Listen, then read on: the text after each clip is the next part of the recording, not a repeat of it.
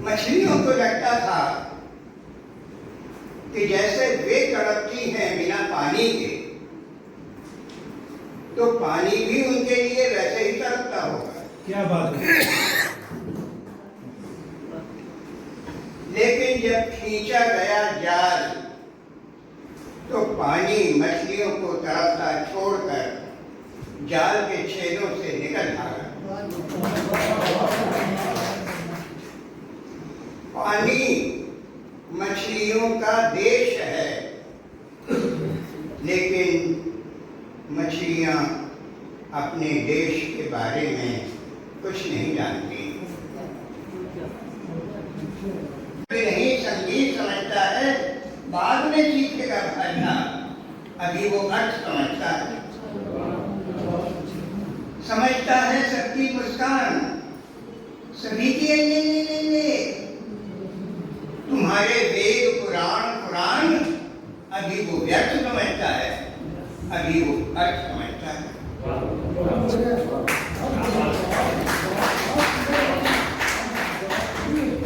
समझने में उसको तुम हो कितने असमर्थ,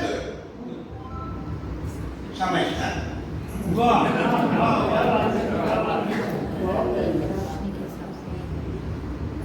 शिशु लोरी के शब्द नहीं संगीत समझता है, अभी वो अर्थ समझता है, बाद में सीखेगा भाषा, उसी से तो है कुछ आशा।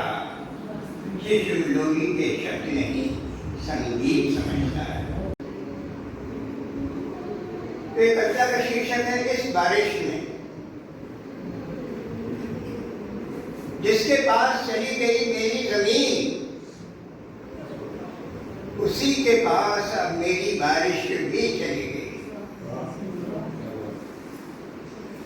अब जो घिरती हैं काली घटाएं, उसी के लिए घिरती हैं। टूटती है कोयलें उसी के लिए उठती है धरती के सीने से सूंधी सुगंध। अब नहीं मेरे लिए हल नहीं, बैल नहीं, खेतों की गैल नहीं, एक हरी बूंद नहीं, तोते नहीं, तार नहीं, नदी नहीं, आसरा नक्षत्र नहीं, कजरी मल्हार नहीं मेरे लिए। जिसकी नहीं कोई जमीन, उसका नहीं कोई आसमान।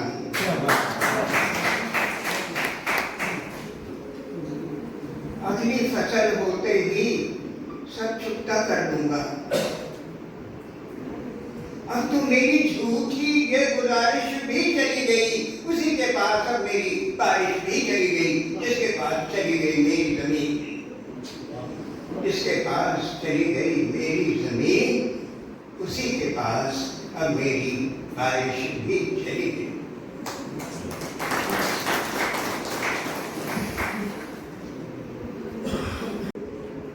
हम अपना मनुष्य होना अक्सर भूल जाते हैं। वनस्पतियां नहीं भूलती।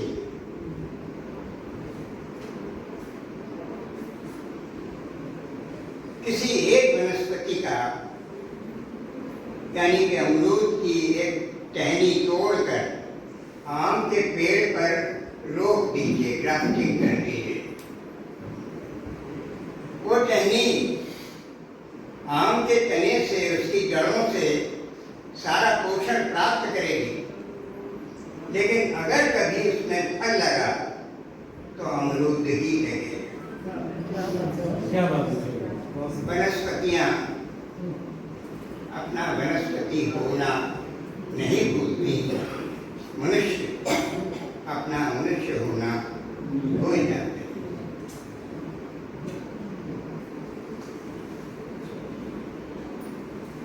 अरे कोई देखो मेरे आंगन में गिरा, कटकर गिरा मेरा नीम,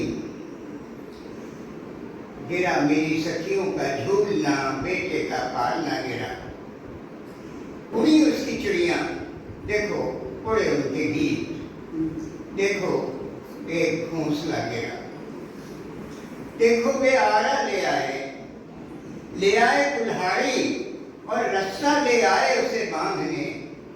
देखो कैसे कांपी उसकी छाया, उसकी पत्तियों की छाया जिनसे घाव मैंने पूरे। देखो कैसे कटी उसकी छाल, उसकी छाल में धसी कुल्हाड़ी की धार, मेरे गीतों में धसी, मनौती में धसी, मेरे घावों में धसी कुल्हाड़ी की धार। बेटे ने दे दिए रुपए, मेरे बेटे ने, देखो उसके बाबा ने कर लिया हिसाब, उसे ले गए जैसे कोई ले जाए लावारिस लाश, घसीट कर ऐसे उसे ले गए आंगन की धूप छाम, सुबह शाम चिड़ियों के गीत ले गए, ऋतुएं अब तक का संग साथ, दुख दुख सब जीवन ले गए। अरे कोई देखो मेरे आंगन में गिरा, कट कर गिरा मेरा नील, गिरा मेरी सखियों का झूलना, बेटे का आना।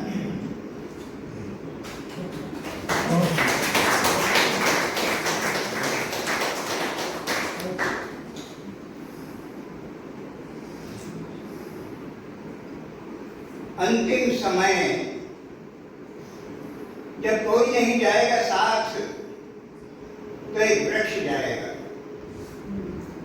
अपनी चिड़ियों, गिलहरियों, फलों, फूलों और मौसमों से बिछुड़कर साथ जाएगा एक वृक्ष, अग्नि में प्रवेश करेगा वही मुझसे पहले। कितनी लकड़ी लगेगी, शमशान की टाल वाला पूछेगा। कि गरीब से गरीब भी साथ मन तो लेता ही है। तो लिखता हूं अंतिम इच्छाओं में कि सिर्फ बिजली के दाह घर में हो मेरा अंतिम संस्कार, ताकि मेरे बाद एक बेटे और एक बेटी के साथ एक वृक्ष भी बचा रहे संसार। क्या बात है।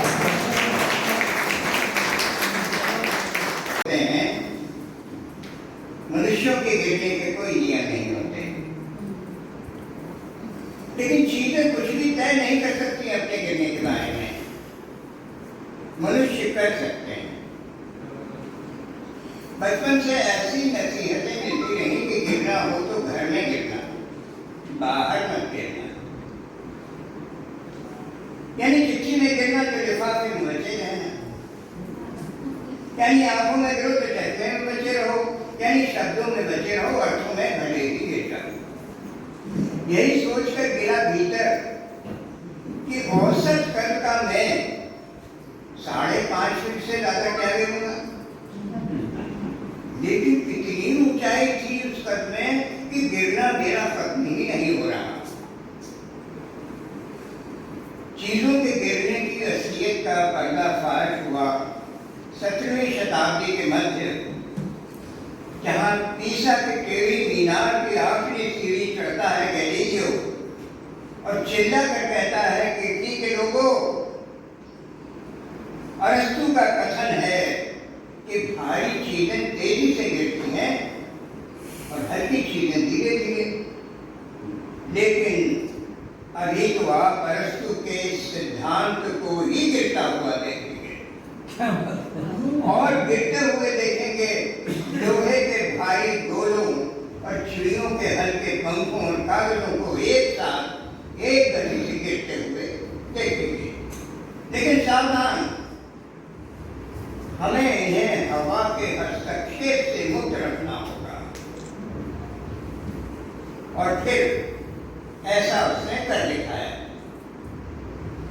आज 400 बरस बाद मुझे कुतुब मीनार से चिल्लाकर कहने की जरूरत नहीं है कि कैसी है आज की हवा और कैसा इसका हस्तक्षेप, कि चीजों के गिरने के नियम मनुष्यों के गिरने पर लागू हो गए हैं और लोग, हर कद और हर वजन के लोग, यानी हम लोग और तुम लोग एक साथ एक गति से एक ही चीज के लिए गिरते हुए नजर आ रहे हैं।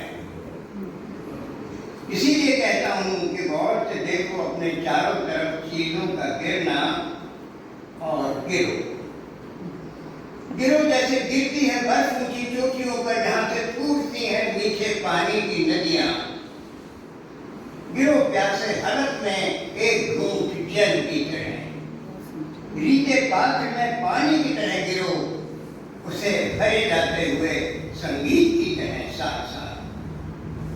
गिरो आंसू की एक बूंद की तरह किसी के दुख में, गेंद की तरह गिरो खेलते बच्चों के बीच, गिरो पतझड़ की पहली पत्ती की तरह किसी कोमल के लिए जगह खाली करते हुए और गाते हुए ऋतुओं का गीत कि जहां पत्तियां नहीं झड़ती वहां बसंत नहीं आता। गिरो पहली ईंट की तरह नींव में किसी का घर बनाते हुए, गिरो जल प्रपात की तरह टरबाइन के पंखे घुमाते हुए अंधेरे पर रोशनी की तरह गिरो, गिरो गीली हवाओं पर धूप की तरह इंद्रधनुष रचते हुए। लेकिन रुको, आज तक सिर्फ इंद्रधनुष ही रचे गए, उनका कोई तीर तो रचा ही नहीं गया। तो गिरो अपने अपने इंद्रधनुषों से छूटे हुए तीरों की तरह बंजर जमीनों को फूलों और वनस्पतियों से रंगीन बनाते हुए,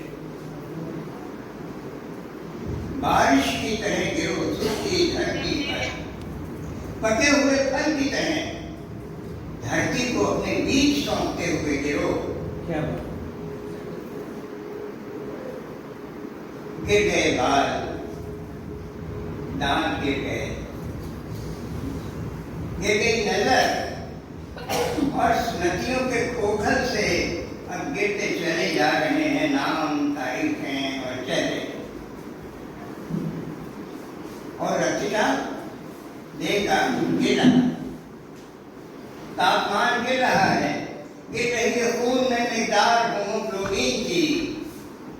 अरे क्या हो बिजुके से नरेश, मैं कहता हूं अपने आप से, इससे पहले कि गिर जाए तुम्हारा समूचा वजूद एक बार भी, तय करो अपना गिरना। अपने गिरने की सही वजह और वक्त तय करो और गिरो किसी दुश्मन पर गाज की तरह गिरो, उनका बात की तरह गिरो, वज्रपात की तरह गिरो। मैं कहता हूँ गिर कर दिखाओ तो सही। क्या बात है।